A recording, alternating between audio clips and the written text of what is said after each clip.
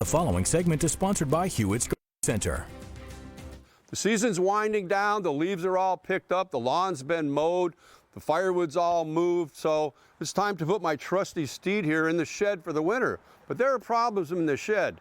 You know, mice get everywhere. They get in the shed, so I have mouse traps to try to catch them, but they love to, once they make it past that first gauntlet of mouse traps, build nests in the engines of our power equipment, or you have boats, or you may have cars in storage. So this is a real problem. The mice love to eat wires, or if you don't know they're there, you start it up in the spring, bad things can happen to your equipment over the winter. So my first line of defense is the repels all here. I'll scatter this around the shed, and I'll even use my leaf blower to blow it underneath, so that kind of slows them down from getting into the shed.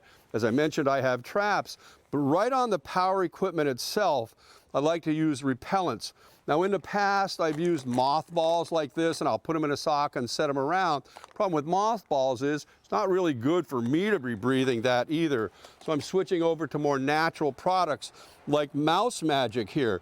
Comes in these little packets, and I can set them in different places, like here on my battery, to make sure they're not nibbling the wires. They don't like the smell of this stuff. This is all aromatic oils, and they just hate the smell of that.